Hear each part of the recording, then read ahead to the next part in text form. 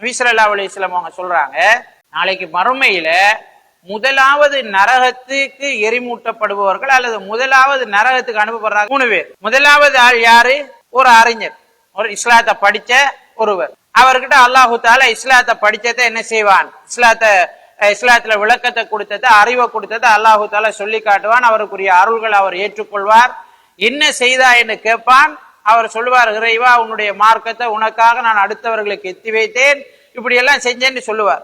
அப்ப அல்லாஹு தாலா சொல்லுவான், இல்ல நீ பொய் சொன்னாய், நீ அடுத்தவர்கள் உன்னை நன்றாக புகழ வேண்டும், ஒரு பேச்சாளன் என்று சொல்ல வேண்டும், நல்ல மனிதன் என்று சொல்ல வேண்டும் என்பதற்காகத்தான் இதை செய்தாய், அது உனக்கு கிடைத்து விட்டது என்று சொல்லி அல்லாஹு தாலா அவரை நரகத்துக்கு அனுப்புவார். 2வது ஒரு செல்வந்தன் என்ன செய்வார்? வருவார். அவருடைய செல்வம் சம்பந்தமாக அல்லாஹு தாலா அவருக்கு என்ன செய்வார்? சொல்லுவார்.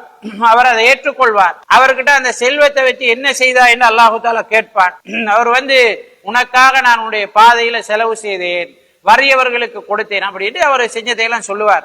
அப்ப அல்லாஹு தாலா சொல்லுவானாம், இல்ல நீ பொய் சொன்னாய், அடுத்தவர்கள் உன்னை கொடையாளி என்று சொல்ல வேண்டும் என்பதற்காகத்தான் நீ அப்படி செய்தாய், அது உனக்கு கிடைத்து விட்டது என்று அல்லாஹு தாலா அவரை நரகத்துக்கு அனுப்புவார். 3வது அல்லாஹுடைய பாதையில போராடி மரணித்த ஒருவர். அப்ப அவரை கூப்பிட்டு அல்லாஹு தாலா அவருக்கு வீரத்தை கொடுத்தது, அருள் செய்தது அல்லாஹு தாலா சொல்லுவான்.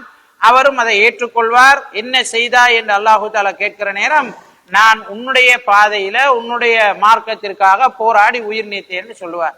இல்ல நீ பொய் சொன்னாய், உன்னை ஒரு வீரன் என்று சொல்ல வேண்டும் என்பதற்காகத்தான் நீ போராடினாய், அது உனக்கு கிடைத்து விட்டது, நீயும் நரகத்துக்கு போலாம். அல்லாஹு தாலா அவரை நரகத்துக்கு அனுப்புவார்.